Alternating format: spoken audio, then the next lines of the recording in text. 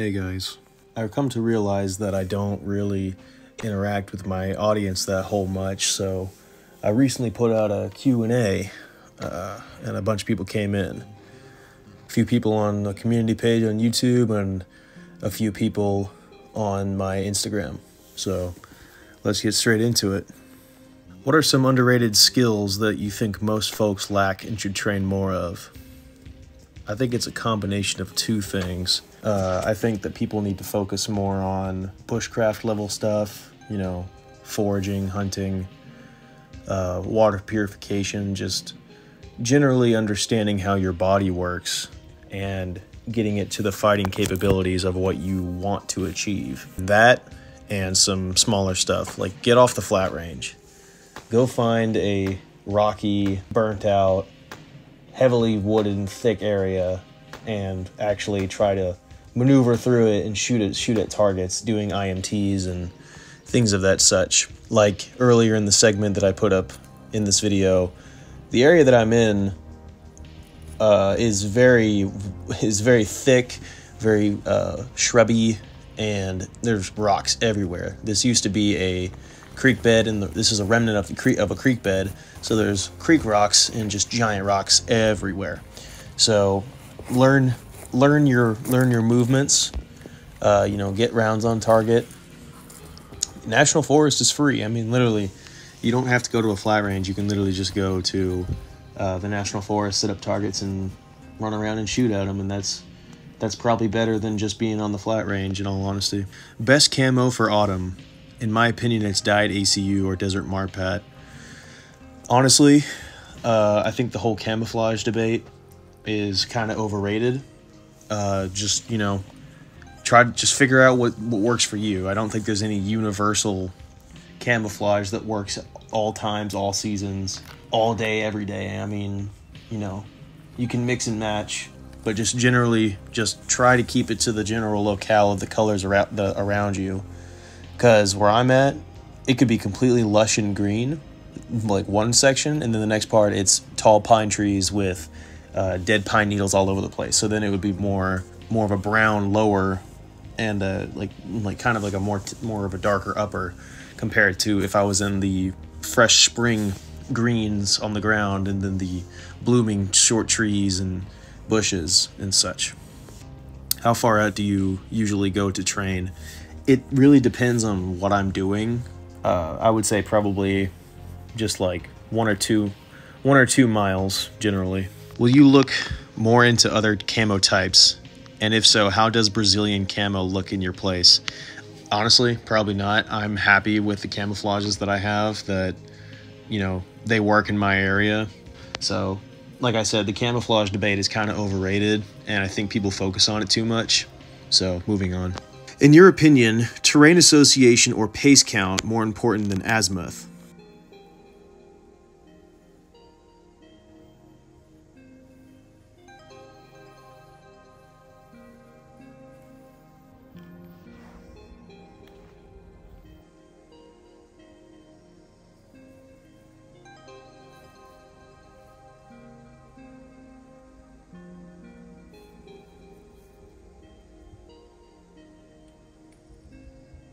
Do you have any more stuff like the Yugo War Survivor video? And the video was really good. There's stuff that I kind of want to come out with.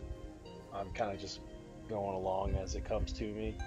I don't really have a set plan. It's just whenever a good idea pops in my head, I just kind of go with it. How has your faith changed over time? Well, I was raised Southern Baptist, then non-denominational. I grew up Protestant. And recently, in the last year or so, I've started attending Holy Mass. And I just experiencing the feeling of Jesus' presence through the Eucharist. Obviously, as not being baptized in the faith, I cannot partake in Holy Communion. But while at Holy Mass, I truly feel the presence of Jesus around me. I don't know. It's just going to these giant metal buildings and, singing borderline hip-hop dubstep Christian songs while attending service on Sundays. I just, never really felt any type of any kind of presence whatsoever. So I would say that's how my faith has changed over time. Where do you get your surplus uniforms?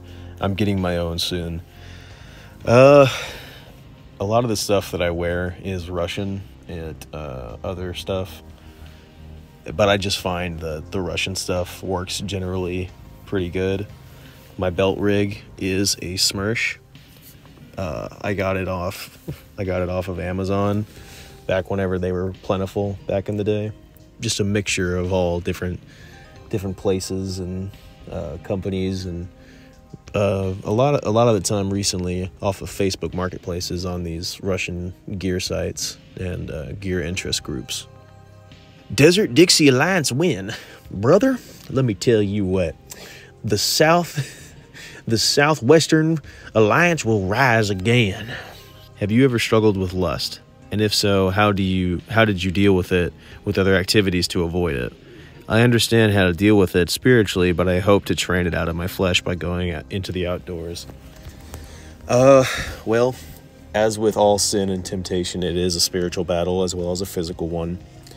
I feel that in today's degenerate society, a lot of young men have problems with addiction to masturbation and pornography. What I guess has helped me in the past, and obviously everybody slips up, everybody sins, even the most faithful Christians sin, because we are sinful beings. What's worked for me, calling out in the name of Jesus, just trying to get it out of your mind. Just do things, go to the gym, work your ass off, try to do things to just avoid it if it's that big of a problem. Hey, what are you doing with my rifle? Also, I think I know your answer, but why did the AR community put talking about barrel length the number one most important thing? I think it's just because there's a lack of just training out there, obviously. I mean, I don't train as much as I should. Just the debate of, oh, you need a 16-inch, oh, you need a 10.5, oh, you need pin and weld, oh. I think that's just, online banter, because whenever people are chronically online, they debate about things that truly, really aren't that important in hindsight. What are you running for a sidearm? Glock 45. Keep it in my rucksack. How do you have a regular working job and also have time to carno, or do you not do one or the other? I've got a part-time job because I'm actually in school. So the times that I do get out to LARP are kind of rare. I would say that in a month's time, I probably get out to LARP about 6 or 7 times. Probably should be able to get out there more, but life gets in the way. But I work in a warehouse. So yeah. Would doing private contracting or military work be a good or bad choice? From people who are actually in it, they do not recommend it. So I would say, no, I don't recommend it.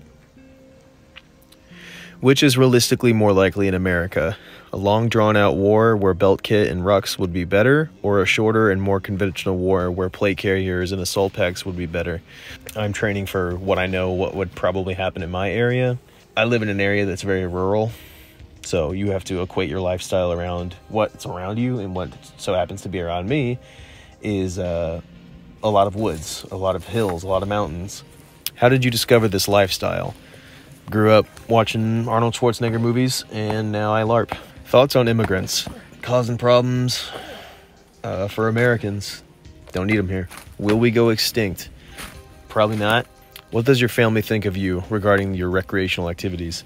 Well, more than one occasion, I've had family members say that when shit hits the fan, I'm coming to your house. Why did you rebrand your channel and delete all your old community posts?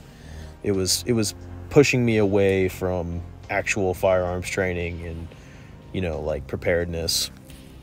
And with the name change, I just don't want to be associated with chronic masturbation and porn addiction. Would you ever get a Mountain Flora set? Why or why not?